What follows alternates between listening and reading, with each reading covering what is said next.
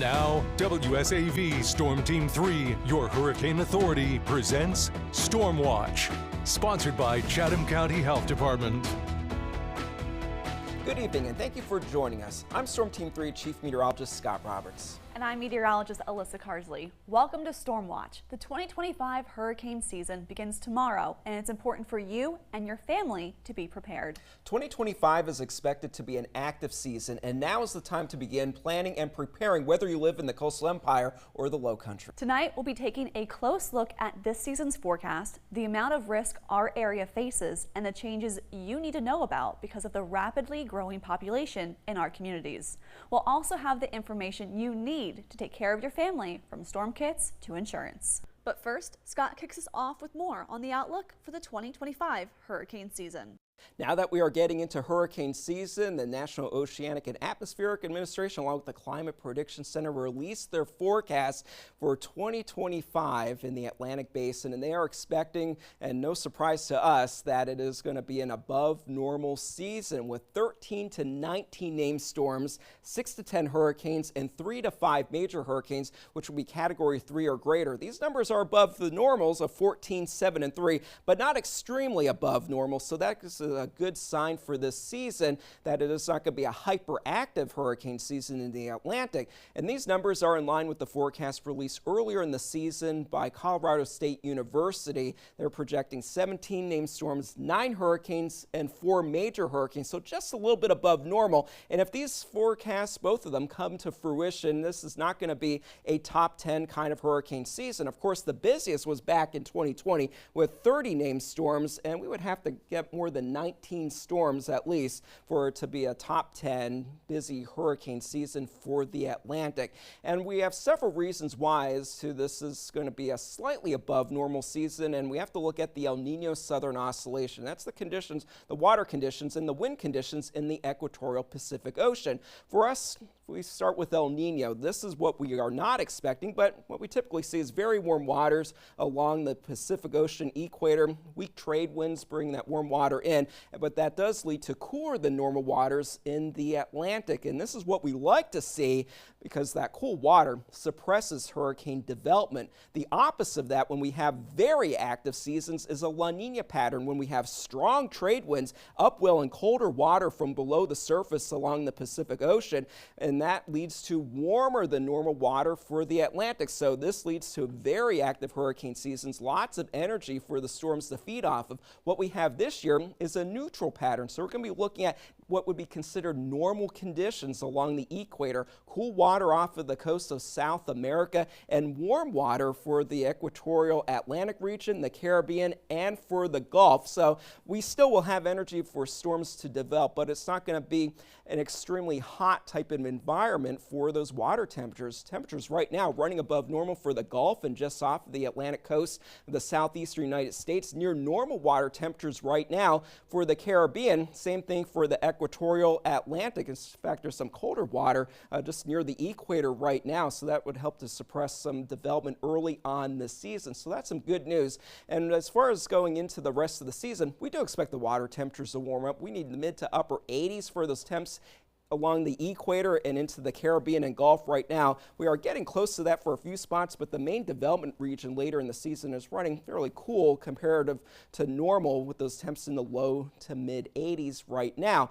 And as the season goes on, we do expect there to be a very active African monsoon where we watch storms come off of the coast of Africa later on in the season. But right now, there is a lot of Saharan dust in the atmosphere, which will suppress development for the next couple of months over the Atlantic. And that dust plume will be moving in our direction over the next several weeks. So as we look ahead to hurricane season, it looks like it's going to be a back-end loaded season as far as that activity. So again, we are expecting to be above normal for us here in the Atlantic, but it only takes one storm for it to be a bad season locally. So you definitely want to stay prepared. And for a look at what we're going to be expecting as far as hurricane season with the names, meteorologist Jeff Warwick joins us now.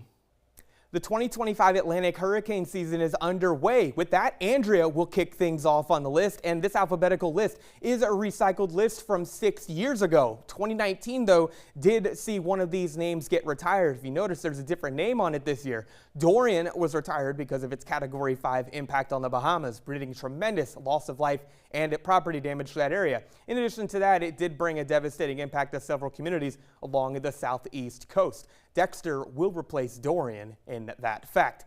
Last year saw several devastating hurricanes and very intense hurricanes, mind you, as well. Burl is the most notable retiree from last year, but also Helene and Milton on there as well for devastating American impacts. Burl was the earliest Category 5 on record and the earliest Category 4 hurricane in a number of years, too. This left a devastating impact for the Grenadines, along with Jamaica, the Yucatan, and loss of life in the Houston, Texas area due to the power outages in that region. Helene brought devastating impacts to the southeast U.S., and Milton's impact on Florida led to its retirement as well. Now, something to mention about the hurricane list. What happens when we run out of names? Well, we don't do the Greek alphabet anymore. 2020 brought a lot of confusion and several devastating impacts. There needed to be something changed. The World Meteorological Organization got everybody together, and now there is a second auxiliary list used. We have not had to use this list yet, but this list would be used in place of the Greek alphabet if we do, in fact, reach that point. It starts with Adria and continues down the line. Again, this new list for the 2025 Atlantic hurricane season is recycled from 6 years ago. When we're talking about the potential path of a hurricane or tropical storm, you'll often hear about a forecast cone. But what does it really mean? Alyssa's back now to break it down for us. The cone of uncertainty is the most distinct forecast tool that we use from the National Hurricane Center. But as recognizable as it is, there's still a lot of confusion on exactly what the forecast cone means and shows. Bottom line, it is a forecast path for only the center point of a tropical cyclone.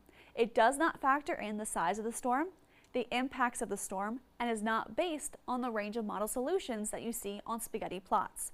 The cone depicts a path up through 120 hours or 5 days. So let's rewind to construct the cone. The center positions are forecasted first. A circle is then drawn around each of these forecast points. The circles on day 1 and 2 are small because of a smaller margin of forecasting error. Days 3 through 5 become gradually larger due to a greater margin of error.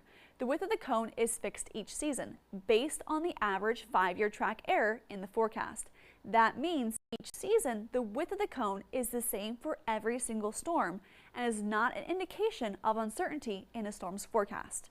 For the 2025 season, these circles are a bit smaller for most hour intervals after 24 hours compared to past years, thanks to the fact that forecasts have been improving. As hurricane forecasting becomes more advanced, the margin of forecast error is going to change. Once those circles are drawn, then the cone itself is drawn in to connect them, and that is how we get the cone of uncertainty. And while the forecast cone is an important tool, always base your action plan on specific forecast details of a storm and not whether or not your area is inside the cone. Tropical systems are large storms, and dangerous impacts occur well outside the storm center and well outside the cone. Now let's talk about some 2025 National Hurricane Center changes.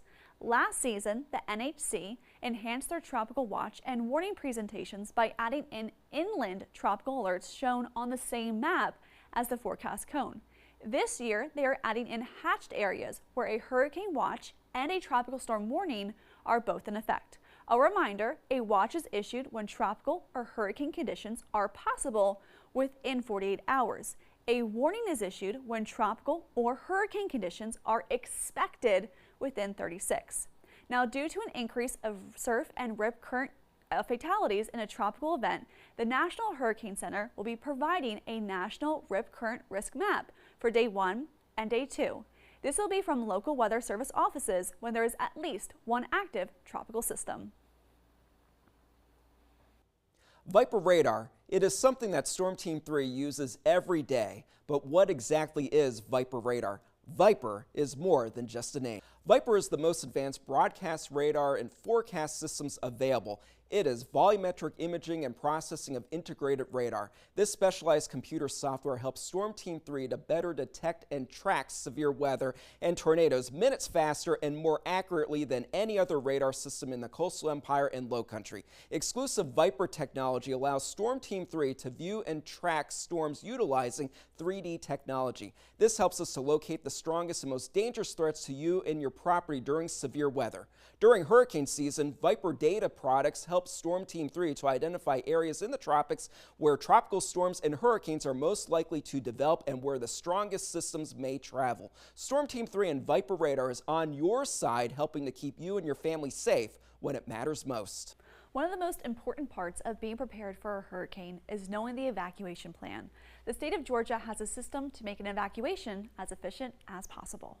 As we start the hurricane season, it is important to be prepared for emergency evacuations. Now, there are two types to know: voluntary and mandatory. If a voluntary evacuation is issued, this means the choice to stay or leave is up to you. It's important to still have a safety plan in place and be prepared for a mandatory evacuation to be issued. If a mandatory evacuation is issued, this means that by law you must evacuate. With the incoming storm, there is immediate threat to life if you stay, and if something happens, help may not be available, so due to unsafe conditions to be traveling in. So if you have to evacuate, it's important to know that traffic changes during hurricane evacuation. If a mandatory evacuation were to happen in Georgia, GDOT would immediately dispatch highway emergency response operators. Electronic signs are put up along the evacuation routes to alert of road conditions, road closures, new evacuation routes, and locations of shelters and necessities. Zone A is closest to the coast and is the first to evacuate, with B and C following in that order so that the evacuation runs smoothly. So at this time, I-16 will become contraflow lanes. This means that I-16 between Savannah all the way to US 441 in Dublin, Georgia, will only go westbound to allow for traffic to evacuate from the coast. To make sure that the contraflow lanes are used to their max capacity, there are median crossovers east of I-95 near Savannah. These are there so that drivers can safely cross from the normal lanes to the contraflow lanes. A median crossover between Dublin and Macon allows for traffic to move back to the normal lanes. You can find more information about hurricane evacuation traffic on GDOT's website under weather emergencies. Now, the same setup goes for the low country. Zone A will be the first to evacuate since they are closest to the coast, followed by Zone B. It is important that you know your zone in this situation and you continue to listen to officials at this time. Now, for Hilton Head, William Hilton Parkway, which is 278 Business, and Cross Island Parkway Toll Facility, which is US 278, will be used in this case. When these two roads merge, a third lane will be facilitated by reversing the flow if the eastbound lane of US 278. So traffic will run from the toll facility to the 3-lane section on the mainland. For Beaufort, lanes US 21 to US 17 northbound will be used, and once at US 17, the right lane goes to US 17 north to Walterboro, and the left lane goes to US 17 south to North Augusta. The #1 deadly force in nature worldwide is a sneaky culprit, and that is flooding. Too much water can quickly destroy properties, homes, and even take lives. It only takes a few inches of water to rise and swiftly take your car or yourself rushing through the current. Meteorologist Jeff Vorick has more on what you need to know when it comes to storm surge. The 2025 Atlantic hurricane season is underway, and that means we must keep a close eye on the Atlantic basin for signs of tropical development. This is especially true if you live along our low-lying coast, where the full force of the impact from tropical systems can be the most extreme. Torrential rain, destructive winds, storm surge, and even the threat for tornadoes are all reasons you need to be weather aware. However, out of all of the hazards during tropical systems, it's the power of ocean water that consistently creates the most problems. Storm surge along the coastline and up the tidal zones of our rivers is the greatest threat to life and property. Storm surge occurs when strong winds from tropical systems push and pile water onto normally dry land. The events can range from just 1 foot above normally dry ground to as high as 2nd or even 3rd stories in homes and structures. When it comes to forecasting the severity of storm surge, there are several factors to consider. The first is the size of the storm. Larger sized storms have a bigger wind field pushing more water, leading to greater storm surge flooding. For example, Hurricane Helene, prior to its impact on Georgia and the Carolinas, produced a devastating storm surge along the west coast of Florida while being nearly 75 miles west of that coastline and not nearly reaching its full intensity until well past those areas.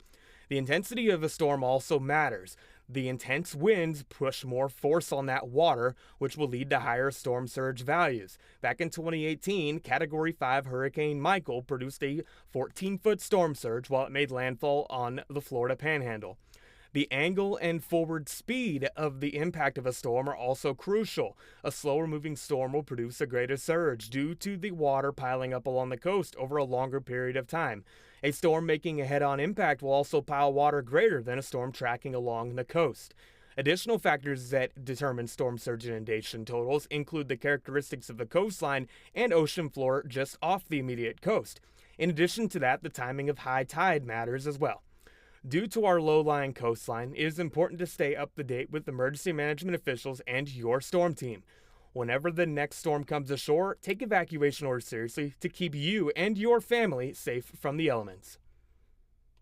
We are just getting started on our Storm Watch 2025. Coming up, we head to Bryan County as folks in the area prepare for another hurricane season after the devastation of last fall.